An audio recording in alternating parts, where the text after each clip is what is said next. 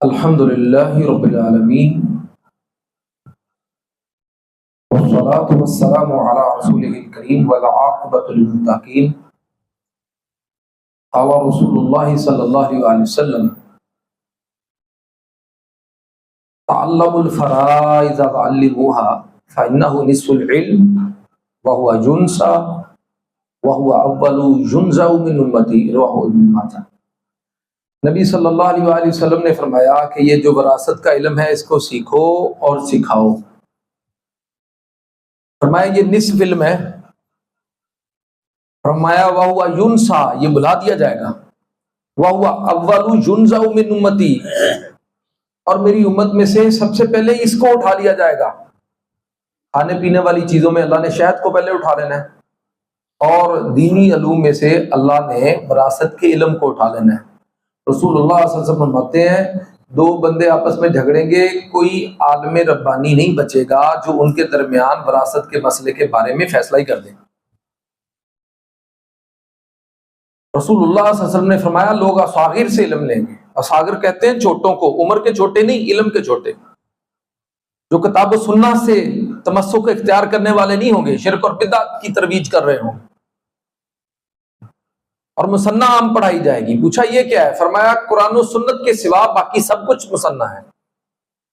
اللہ رب العالمین ہمیں کتاب و سنت سے جڑا رہنے کی توفیق نصیب فرمائے، اس علم کو سیکھنے اور سکھانے کی توفیق نصیب فرمائے۔ واجب الاحترام بھائیو، لوگ زندگی کے اندر بعض دفعہ اپنی اولاد کے اندر اپنی وراثت تقسیم کر رہے ہوتے ہیں۔ یہ وراثت کا تقسیم کرنا نہیں ہے، یہ تو زندگی میں اگر کوئی دے رہا ہے تو پھر یہ ہبہ ہے۔ وراثت تو بھائی کسی کے فوت ہونے کے بعد جو اس کے ورثاء ہوں گے ان کے اندر تقسیم ہوتا ہے۔ زندگی میں اگر کوئی شخص اپنی اولاد میں اپنے ورثاء میں دے رہا ہے تو یہ تحفہ ہے، یہ ہبہ ہے۔ اور اس کے اندر اہل علم کی ایک بڑی تعداد وہ یہ کہتی ہے کہ بیٹے کو جتنا دے رہے ہو بیٹی کو بھی پھر اتنا ہی دو۔ زندگی کے اندر تحفہ دے رہے ہو تو اولاد میں بھی انصاف کرنے کا حکم ہے، صرف بیویوں میں ہی نہیں، اولاد میں بھی انصاف کرنے کا حکم ہے۔ نعمان بن ثابت رضی اللہ تعالیٰ کہتے ہیں کہ میرے والد گرامی نے چاہا کہ مجھے غلام ہبہ کر دیں، تحفہ تن دے دیں، تو میری والدہ نے کہا پہلے اللہ کے رسول سے تو پوچھ لو۔ تو وہ اللہ کے رسول صلی اللہ علیہ وسلم کی خدمت میں پہنچے، کہا اللہ کے نبی صلی اللہ علیہ وسلم میں اپنے اس بیٹے کو ایک غلام دینا چاہتا ہوں۔ آپ نے فرمایا باقی اولاد کو بھی یوں ہی دے رہا ہے؟ کہنے لگے نہیں۔ فرمایا پھر میں ظلم پر گواہ نہیں بنوں گا۔ زندگی میں اولاد کے اندر اگر مال آپ تقسیم کر رہے ہیں تو پھر اس میں بھی انصاف کرنا پڑتا ہے۔ ہاں ہوتا ہے ایسے، بعض دفعہ ایک بچے کو بزنس کروا کے دیا، باقیوں کو بھی کروا کے دیا تھا، لیکن اس کا لاس ہو گیا، نقصان ہو گیا، تو اس کو پھر دوبارہ پیسے دے کے دوبارہ بزنس کروا کے اس کو سٹینڈ کرنا چاہتے ہیں تو کر دیں، باقی اولاد کو راضی کر لیں کہ بیٹا میں تمہارے بھائی کو زیادہ دینے لگا ہوں، اس کا نقصان ہو گیا تھا، تو ان کو راضی کر لیں۔ یاد رکھیں زندگی میں جو ہم دیتے ہیں نا یہ ہبہ ہے، یہ تحفہ ہے، وراثت نہیں ہوتی ہے۔ وراثت تو کسی شخص کے فوت ہونے کے بعد تقسیم ہوتی ہے، اور جب کوئی شخص فوت ہوتا ہے سب سے پہلا کام اس کی تجہیز و تکفین جو وہ مال اور ترکہ چھوڑ کے گیا ہے اسی میں سے کرنی چاہیے، یہ زیادہ بہتر ہے کہ جو اس نے ترکہ چھوڑا ہے اسی میں سے اس کی تجہیز و تکفین اور تدفین کا خرچ پورا کیا جائے۔ کرنے کو تو ہمسائے، رشتہ دار، احباب کوئی بھی کر سکتے ہیں، لیکن زیادہ بہتر یہ ہے کہ جو وہ مال چھوڑ کے گیا ہے اسی میں سے اس کی تجہیز و تکفین کی جائے۔ اور یاد رکھیں اگر کوئی شخص کسی کی تجہیز و تکفین کرتا ہے اور اس کو غسل دیتا ہے اور اس کے عیوب چھپاتا ہے، رسول اللہ صلی اللہ علیہ وسلم فرماتے ہیں اللہ اس کو 40 دفعہ معاف کرے۔ اور جو کسی کو قبر کھود کے دیتا ہے یا قبر کے پیسے دے رہا ہے گورکن کو، فرمایا ایسے ہی ہے جیسے ساری عمر کے لیے، قیامت تک کے لیے اس نے اس کو گھر دے دیا رہنے کے لیے۔ اللہ اکبر۔ تو تجہیز و تکفین کے بعد اگلا کام ہم کیا کرتے ہیں کہ اگر اس کے ذمہ کو قرض تھا تو وہ قرض اتارا جائے پہلے، پھر بعد میں وہ ترکہ تقسیم کریں گے، پہلے قرض اتارنا چاہیے۔ ہم دیکھتے ہیں کہ جب جنازہ ہم پڑھتے یا پڑھاتے ہیں تو اعلان بھی کیا جاتا ہے کہ بھائی ان صاحب کا جو قرض ہے ان کے بیٹے نے اپنے ذمہ لے لیا یا بھائی نے ذمہ لے لیا ہے، اس کے کندھے آزاد ہیں۔ ہم اعلان کرتے ہیں نا، سنتے ہیں نا، تو بھائی جو ذمہ لے اسے چاہیے جلدی ادا کرے۔ یہ نہیں ہے کہ وہ بھی 2-4 سال لائن پہ لگا لے، وہ سمجھے کہ جی ابا جی تو فوت ہو گئے، ان کا قرض میں نے اپنا ذمہ لے لیا تھا، ابا جی کے کندھے آزاد ہیں، میں دیتا رہوں گا۔ ایسے نہیں ہے۔ ابو قتادہ رضی اللہ تعالیٰ نے جو اپنے بھائی کا قرض اپنے ذمہ لیا، نبی صلی اللہ علیہ وسلم نے ان کی نماز جنازہ پڑھائی تو دوسرا دن ہی تھا کہ ان سے ملاقات ہوئی. آپ نے پوچھا ابو قتادہ وہ جو قرض تو نے اپنے بھائی کا اپنے ذمہ لیا تھا اس کا کیا ہوا؟ کہنے لگے اللہ کے رسول صلی اللہ علیہ وسلم میں دیتا ہوں، ابھی کل ہی کی تو بات ہے. فرمایا تیرے بھائی کی روح معلق ہے، جب تک کہ تو اس کا قرض ادا نہیں کر دیتا وہ ٹھنڈی نہیں ہوئی. تو جو اپنے ذمہ لے، جو وارث ہوتے ہیں وہ قرض اپنے ذمہ لیتے ہیں کہ جی میں ادا کرتا ہوں، تو پھر جتنی جلدی ہو اس کو ادا کریں. اس سے اگلا کام ترکے کے تقسیم سے پہلے کے جو کام ہے وہ آپ کو میں بتا رہا ہوں ابھی. اس سے اگلا کام یہ ہے قرض اتاریں. اس کے بعد اگلا کام ہے کہ اگر فوت ہونے والے نے کوئی وصیت کی ہے تو پہلے وہ پوری کی جائے، اس کے بعد ترکہ تقسیم ہو. اور یاد رکھیں ہم یہ سمجھتے ہیں کہ بس جس کا چل چلاؤ ہو آخری دم ہو وہ وصیت کر دے، باقیوں نے تو شاید ابھی مسئلہ ہی کوئی نہیں.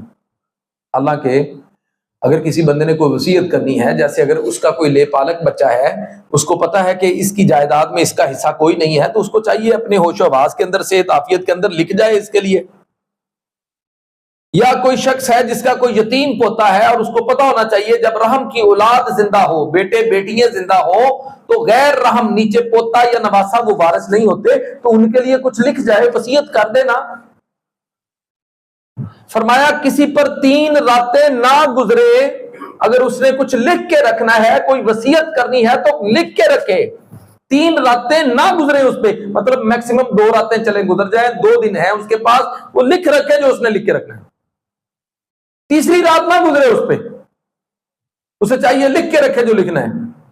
اس قدر اہم معاملہ ہے. اور وصیت کے معاملے میں ہم بڑا ہی سست ہیں.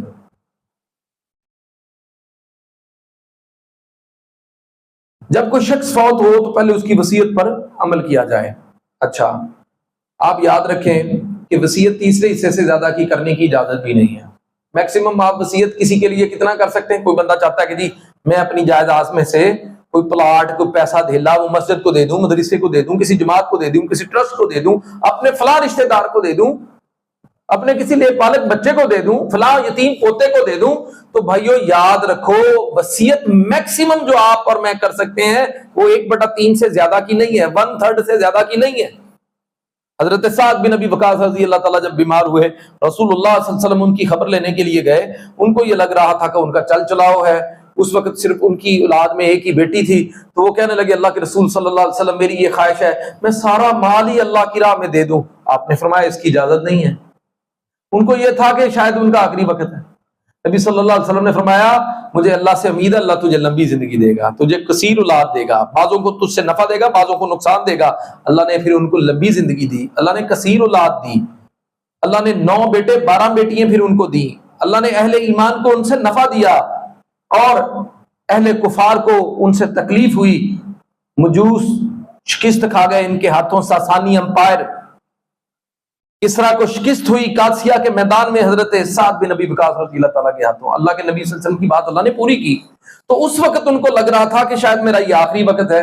کہنے لگے یا نبی اللہ میں یہ چاہتا ہوں کہ اپنی ساری جائیداد راہ للہ دے دوں. فرمایا اس کی اجازت نہیں ہے. کہنے لگے آدھا دے دوں، نصف دے دوں. فرمایا اس کی بھی اجازت نہیں ہے. کہا تیسرا حصہ دے دوں. فرمایا ہاں تیسرا حصہ دے دے، پر ہے یہ بھی زیادہ. یہاں پر ایک نقطہ سمجھ لیں، اگر کوئی شخص صحت مند ہے، فٹ فاٹ ہے، کما رہا ہے، کھا رہا ہے، وہ بھلے سے سارا دے دے، کوئی مسئلہ نہیں. نصف دے دے، کوئی مسئلہ نہیں، کل اور کما لے. جیسے شیخین سیدنا ابو بکر عمر رضی اللہ تعالیٰ عنہما نے غزوہ تبوک کے موقع پر حضرت ابو بکر صدیق رضی اللہ تعالیٰ نے سارا گھر کا مال اور عمر فاروق رضی اللہ تعالیٰ نصف گھر کا مال نبی صلی اللہ علیہ وسلم کی جھولی میں راہ فی اللہ جہاد کے لیے لا کے دے دیا تھا. تو آپ صحت مند ہے جتنا مرضی خرچے، پر اگر آپ کو لگے کہ بھائی میرا آخری وقت قریب ہے یا آپ وصیت کر رہے ہوں تو وہ تیسرے حصے سے زیادہ کی وصیت نہیں کر سکتے. اور یاد رکھیں وصیت میں کسی کو نقصان پہنچانا کبیرہ گناہ ہے. جیسے ہمارے ہاں بعض لوگ اپنے کسی بیٹے کو آگ کر دیتے ہیں بوجہ نافرمانی، منقولہ غیر منقولہ جائیداد سے آگ پڑھتے ہیں نا میں اور آپ اشتہارات میں. حرام ہے، کبیرہ گناہ ہے. اور ایسی کسی وصیت پر ورثاء کو چاہیے عمل نہ کریں، اس کی وصیت کو تبدیل کریں. یاد رکھیں کچھ چیزیں میں آپ کو بتا کے آج جاؤں گا، اصول یاد رکھیے گا، آپ کے کام آئیں گے انشاءاللہ. رحم کی اگر اولاد زندہ ہونا تو غیر رحم وارث نہیں ہوتا. مطلب اگر کوئی شخص فوت ہوا ہے، اس کے بیٹے بیٹیاں حیات ہیں، تو کوئی یتیم پوتا یتیم نواسا اس کا وارث نہیں ہے، الا یہ کہ کوئی وصیت کر دے اس کے لیے. رحم کی اولاد زندہ ہو تو غیر رحم یعنی نیچے پوتا پوتی نواسا نواسی یہ وارث نہیں ہے. باپ اگر زندہ ہو تو بھائی وارث نہیں ہوتے. ٹھیک ہے جی. کوئی مسلمان کسی کافر کا اور کافر مسلمان کا وارث نہیں ہوتا. اگر کوئی کافروں کا بچہ مسلمان ہو جائے تو وہ ان کا وارث اور وہ اس کے وارث نہیں رہتے. جیسے وہ یہودیوں کا بچہ بیمار تھا نا، نبی صلی اللہ علیہ وآلہ وسلم پتہ لینے کے لیے گئے تو دیکھا جام لب ہے. آخری لمحات پر آپ نے اس کو کلمہ پڑھا دیا، مسلمان فوت ہوا تو آپ نے اس کے یہودی باپ کو کہا تو پرے ہو جا، تو اس کا وارث نہیں ہے، ہم اس کے وارث ہیں. آپ نے اور صحابہ نے علیہ الصلوۃ والسلام، آپ نے اور صحابہ نے اس کی تجہیز و تکفین اور تدفین آپ صلی اللہ علیہ وسلم نے فرمائی. تو کوئی کافر مسلمان کا مسلمان کافر کا وارث نہیں ہے. قاتل مقتول کا وارث نہیں ہوتا. کوئی لالچ کے اندر آ کے اپنے باپ کو قتل کر دے یا اپنے کسی بڑے کو قتل کر دے اس لالچ میں کہ مجھے جائیداد مل جائے گی، تو یاد رکھیں یہ وارث ہونے کے باوجود وارث نہیں رہتا. قاتل مقتول کا وارث نہیں ہوتا. آزاد غلام کا اور غلام آزاد کا وارث نہیں ہوتا. یہ یاد رہیں گی باتیں، بڑی آسان سی ہیں، اللہ ہمیں سمجھ نصیب فرمائے. اچھا، زندگی میں ہم دیکھتے ہیں بعض لوگ نا وہ وصیت ایسی کر دیتے ہیں، یا زندگی میں وہ دیکھتے ہیں کہ میری بیٹی ہے اور اسی کو بس دے دیا ہے تاکہ اس کے بھائی محروم ہو جائیں، یا اپنے 2 بچے ہیں انہی کے نام سارا کچھ لگا دیا تاکہ باقی جو وارث ہیں وہ محروم رہ جائیں.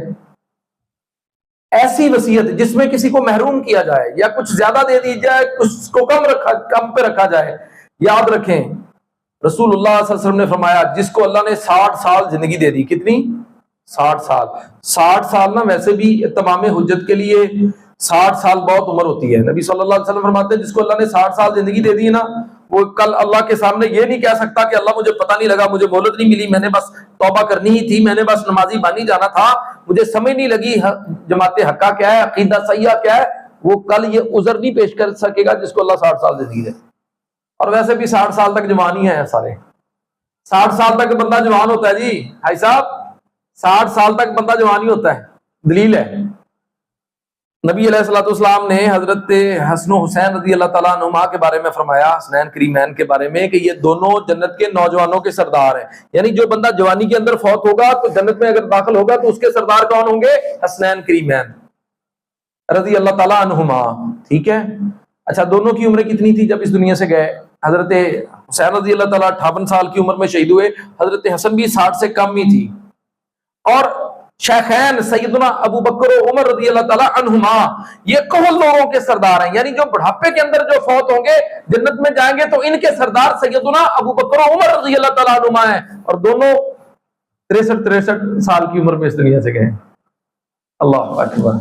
نبی صلی اللہ علیہ وسلم فرماتے ہیں جس کو اللہ 60 سال دے دے اور وہ 60 سال کے اندر نیکی پرہیزگاری کی زندگی گزارے، نمازی پرہیزگار ہو، بس جاتے ہوئے کوئی ایسی وصیت کر جائے جس میں وہ اپنے ورثاء میں سے کسی کو نقصان دے دے، کسی کا حق مار جائے، کسی کا حق غصب کر دے، کسی کو زیادہ دے دے، کسی کو محروم کر دے. فرمایا ایسی اگر کوئی وصیت کر گیا اس کے جہنم میں جانے کے لیے یہ اتنا عمل اس کے لیے کافی ہے.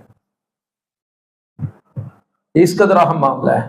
ایک انصاری بندہ فوت ہوا، اس کی تدفین بھی ہو گئی. رسول اللہ صلی اللہ علیہ وسلم کو خبر ہوئی، بتلایا گیا یا نبی اللہ صلی اللہ علیہ وسلم اس کے پاس 6 غلام تھے، اس نے سارے کے سارے آزاد کر دیے، ورثاء کو کچھ بھی نہیں دیا. آپ سخت ناراض ہوئے. آپ نے فرمایا اگر میں اس کی تدفین کے موقع پہ موجود ہوتا اس کو میں دفن نہ ہونے دیتا. اس قدر ناراض ہوئے. آپ نے فرمایا اس کے غلاموں کو بلاؤ جو آزاد کر دیے تھے. اس نے وہ بلائے گئے. آپ نے ان 6 غلاموں کی 3 جوڑیاں بنا دی، 2 کی 3 جوڑیاں بنا دی. ان 3 جوڑیوں میں قرہ ڈالا، ایک جوڑی کے نام قرہ نکلا، اس کو رسول اللہ صلی اللہ علیہ وسلم نے اس جوڑی کو آزاد کر دیا، 2 کو آزاد کر دیا. جو باقی 2 جوڑیاں 4 غلام ان کو ورثاء میں تقسیم کیا، اس کی وصیت کو تبدیل کر دیا. اللہ اکبر. تو اگر کوئی وصیت ایسی ہے جو کتاب و سنت کے خلاف ہے اس پر عمل کرنے کی اجازت نہیں ہے. وصیت اگر صحیح ہے تو اس کے مطابق عمل کریں. اس کے بعد اگر کسی شخص کی بیٹیاں بھی ہیں بیٹے بھی ہیں تو یقیناً آپ جانتے ہیں بیٹی سے بیٹے کو 2 گنا ملتا ہے، ٹھیک ہے، لیکن اگر کسی کے بیٹے نہ ہوں، صرف بیٹی ہو، ایک بیٹی ہو، ساری جائیداد کی وارث نہیں ہے، نصف کی وارث ہوتی ہے، اور اگر کسی کی ایک سے زیادہ بیٹیاں ہیں وہ 2/3 کی وارث ہوتی ہیں، 2 ہیں 3 ہیں 4 ہیں، جتنی بھی ہیں وہ ساری 2/3 کے اندر وہ شریک ہوں گی، 2/3 کے اندر ساری شریک ہوں گی۔ اگر کوئی شخص فوت ہوتا ہے اور اس کی بیوی جو ہے وہ حیات ہے، یہ فوت ہونے والا صاحب اولاد تھا تو اس کی بیوی 1/8 کی وارث ہوتی ہے، پر اگر فوت ہونے والا صاحب اولاد نہ ہو تو بیوی پھر چوتھے حصے کی 1/4 کی وارث ہوتی ہے۔ اگر کسی شخص کی ایک سے زیادہ بیوی ہیں اور وہ فوت ہو جاتا ہے تو وہ ساری اسی 1/8 میں، اسی 1/4 میں شریک ہیں، یہ نہیں ہے کہ الگ الگ 1/8 1/8 سب کو دو۔ اگر کوئی شخص اپنی بیوی کو طلاق دیتا ہے، پہلی طلاق جس میں رجوع کیا جا سکتا ہے یا دوسری طلاق جس میں رجوع کیا جا سکتا ہے، اور وہ ان دونوں طلاقوں میں سے کسی ایک طلاق کے اندر عدت کے اندر ہے، اس دوران اس کا یہ خامد فوت ہو جاتا ہے، یہ بیوہ ہو جاتی ہے عدت کے دوران، تو یہ وارث ہوگی۔ اور اگر تیسری طلاق ہے جس میں رجوع نہیں کیا جا سکتا، اب اس کا یہ خامد فوت ہوتا ہے، بھلے سے یہ عدت کے اندر ہی ہو تو یہ وارث نہیں ہوگی۔ اور اگر کوئی عورت فوت ہو، صاحب اولاد ہو تو خامد چوتھے حصے کا وارث ہوتا ہے، اگر فوت ہونے والی عورت بے اولاد ہو پھر خامد نصف جائیداد کا وارث ہوتا ہے۔ ماں باپ کے بھی جائیداد میں حصے ہوتے ہیں، ماں سدس کی وارث ہوتی ہے 1/6 کی، باپ بھی 1/6 کا وارث ہوتا ہے۔ اس صورت میں اگر فوت ہونے والے کی اولاد ہو، اگر فوت ہونے والے کی کوئی اولاد نہیں ہے، ماں 1/3 کی وارث ہوتی ہے، باپ 2/3 لے جاتا ہے۔ اور اگر فوت ہونے والے کی اولاد بھی نہ ہو اور صرف اس کا ایک ہی بھائی یا صرف ایک ہی بہن ہو، ماں پھر سدس پہ رہ جائے گی 1/6 پہ، باپ کو 5/6 دیا جائے گا۔ یہ سارے حصے اللہ نے سورۃ النساء کے اندر 11 نمبر آیت 12 نمبر آیت کے اندر بیان کیے ہیں۔ اس کے بعد 13 اور 14 نمبر آیت ہے جو میں آپ کے سامنے رکھ کے اپنی بات کو ختم کرنا چاہتا ہوں، جو ان دونوں تینوں دو اور یہ دو آگے پچھلی دونوں آیتوں کا یہ تتمہ اور خلاصہ ہے، بڑی نصیحت ان دو آیتوں کے اندر۔ 13-14 نمبر آیت کے اندر اللہ فرماتے ہیں تلک حدود اللہ، یہ جو پیچھے بیان کیا نا اس کا اتنا حصہ اس کا اتنا حصہ، آپ فرمایا تلک حدود اللہ، یہ اللہ کی حدیں ہیں۔ وَمَن يُطِعِ اللَّهَ وَرَسُولَهُ يُدْخِلْهُ جَنَّاتٍ تَجْرِي مِن تَحْتِهَا الْأَنْهَارُ خَالِدِينَ فِيهَا وَذَلِكَ الْفَوْزُ الْعَظِيمُ۔ فرمایا جو اللہ اور اس کے رسول کی اطاعت کرے گا نا وہ تو ان جنتوں میں داخل ہوگا جس کے نیچے نہریں بہتی ہیں۔ ہمیشہ کی زندگی ہے جناب، کبھی نکالا نہیں جائے گا، اللہ راضی ہو جائے گا اس سے، اللہ اپنے چہرے کا دیدار کرائے گا، ہمیشہ جوان رہے گا جناب۔ اللہ اکبر، 30-33 کی عمر ہی رہنی ہے، ابھی جسم پر جو بال ہیں داڑھی ہیں وہاں پر وہ نہیں ہوں گے۔ اللہ اکبر کبیرہ، اور مزے ہی مزے ہیں، سکون ہی سکون ہے۔ فلا تعلم نفس ما اخفی لهم من قرۃ اعین جزاء بما كانوا يعملون، اللہ فرماتا ہے کوئی نفس جانتا ہی نہیں ہے جو میں نے آنکھوں کی ٹھنڈک کے لیے وہاں پر تیار کیا ہوا ہے۔ مزے ہی مزے ہیں، سکون ہی سکون ہے، تصور نہیں ہے۔ بندہ کہتا ہے میں تو تصور کر سکتا ہوں، تصور بھی نہیں ہے، حواس خمسہ کی اپروچ ہی نہیں ہے جو اللہ نے وہاں پر تیار کیا ہوا ہے۔ فرمایا وذالک الفوز العظیم، یہ ہے اصل میں بہت بڑی کامیابی، جہنم سے بچ کے جنت میں داخل ہونا ہی اصل میں بڑی کامیابی ہے۔ پھر فرمایا وَمَن يَعْصِ اللَّهَ وَرَسُولَهُ، جس نے اللہ اور اس کے رسول کی نافرمانی کی، وَيَتَعَدَّ حُدُودَهُ، اور یہ جو پیچھے اللہ نے بیان کی تھی حدیں کہ اس کا اتنا حصہ اس کا اتنا حصہ ہے، اب اس نے ان حدوں کو پامال کیا، جس نے اللہ اور اس کے رسول کی نافرمانی کی اور اللہ کی ان حدوں کو پامال کیا، يُدْخِلْهُ نَارًا خَالِدًا فِيهَا وَلَهُ عَذَابٌ مُهِينٌ، وہ جہنم کے اندر سڑے گا، وہ جہنم، اللہ اکبر، جس کی آگ 1000 سال تک، جس کو اللہ نے دہکایا تو وہ سرخ ہو گئی، 1000 سال تک دہکایا تو سفید پڑ گئی، 1000 سال تک دہکایا تو لوک جیسی تارکول جیسی کالی ہے جہنم کی آگ، سرخ نہیں ہے۔ اس قدر بڑی ہے جہنم، اتنی گہری ہے، 7 موٹی اونٹنیوں کے برابر اگر کوئی پتھر کوئی چٹان اتنا بڑا ہو جو 7 موٹی اونٹنیوں کے برابر ہو، وہ جہنم کے منہ سے چھوڑا جائے، پیندے میں مسلسل ہوا میں فال کرے گرے، پیندے میں پہنچتے پہنچتے 70 سال اس کو لگ جائیں گے، اور حشر کے دن اللہ اس کو قریب کرے گا، 70,000 اس کی لگامیں ہوں گی، ہر لگام پر 70,000 فرشتے ہوں گے جو مضبوطی سے جہنم کو پکڑے ہوئے ہوں گے، کل 4 ارب 90 کروڑ 70,000 فرشتے صرف جہنم پر لگے ہوں گے۔ اتنا دردناک عذاب ہے، اللہ اس سے ہم سب کو محفوظ و معمون فرمائے۔ تو اللہ فرماتے ہیں وَلَهُ عَذَابٌ مُهِينٌ، اس کے لیے رسوا کن عذاب ہے، اس کے لیے جو ان حدوں کو پامال کرے گا، اللہ رسول کی نافرمانی کرے گا، اپنی من مرضی کرے گا، بیٹی کو دیا نہیں ہے بیٹوں کو دے دیا ہے سارا کچھ، بھائی نے خود رکھ لیا بہنوں کو نہیں دیا، یا بھائی کا حصہ ہی کھا گیا ہے۔ ابو موسیٰ اشعری رضی اللہ تعالیٰ کہتے ہیں رسول اللہ صلی اللہ علیہ وسلم نے فرمایا زمین کے معاملے میں اللہ سے ڈرنا، اگر کسی نے کسی کی ایک بالش کے برابر بھی زمین ہتھیائی، اللہ ساتوں زمین کا توق اس کے گلے میں ڈالے۔ تو واجب الاحترام بھائیو، اللہ اس مختصر کو میری بات کو جامع کر دے، یہ بڑا ہی حساس موضوع ہے، اس کو سیکھیں، اپنی اولادوں کو سکھائیں اور اللہ سے ڈریں۔ یاد رکھیں اگر کسی نے کسی کی کوئی چیز ہتھیائی، حدیث کے الفاظ ہے اگر کسی نے پیلو درخت کی شاخ کے برابر بھی کسی کی کوئی چیز ہتھیا لی نہ حق طریقے سے، یہ جھوٹی قسم کھا کے، اللہ نظر کرم نہیں کرے گا، دردناک عذاب ہے اس کے لیے، اللہ اس کو معاف نہیں کرے گا، جہنم ہے۔